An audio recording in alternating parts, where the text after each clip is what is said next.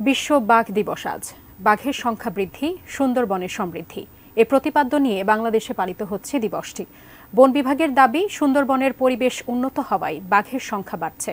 তবে গত কয়েক বছরের গণনায় সুন্দরবনে বাঘের সংখ্যা আশঙ্কাজনক হারে কমে যাওয়ায় উদ্বিগ্ন বন্যপ্রাণী বিশেষজ্ঞরা। খুলনা প্রতিনিধি মোহাম্মদ অসীমের তথ্য, ছবিতে ডেস্ক রিপোর্ট।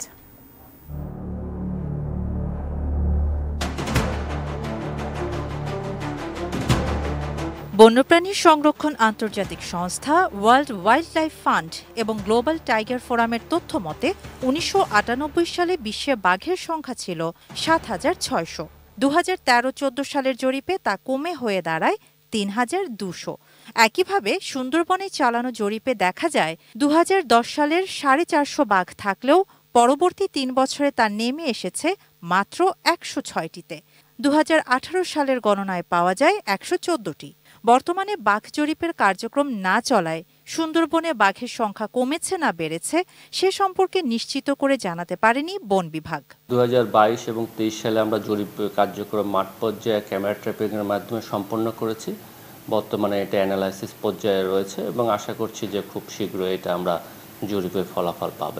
২০১৮ সালে সর্বশেষ জরিপে সুন্দরবনে বাঘের সংখ্যা বেড়েছিল, তারপর থেকে ক্রমশ কমছে। উদ্বিগ্ন বিশেষজ্ঞরা বলছেন, বাঘের আবাসস্থল ও প্রজনন পরিবেশ উন্নয়নে জরুরি ব্যবস্থাপনা প্রয়োজন। সুন্দরবনের প্রতিবেশ ও পরিবেশ সংরক্ষণ সহ চোরা শিকারীদের দৌরাত্ম্য বন্ধ করা গেলে রক্ষা পাবে সুন্দরবনের গৌরব, রয়্যাল বেঙ্গল টাইগার ও হরিণ।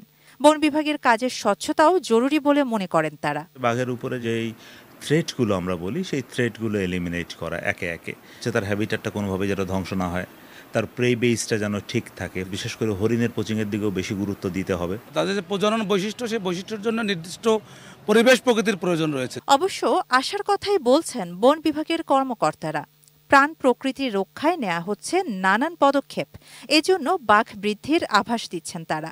বাঘ যাতে লোকালয়ে না আসতে পারে সেই জন্য কিন্তু সুন্দরবনের লোকালয় সংলগ্ন এলাকায় প্রায় ৬০ কিলোমিটার দীর্ঘ আমরা লাইলনের ফেন্সিং নির্মাণ কাজ শুরু করেছি।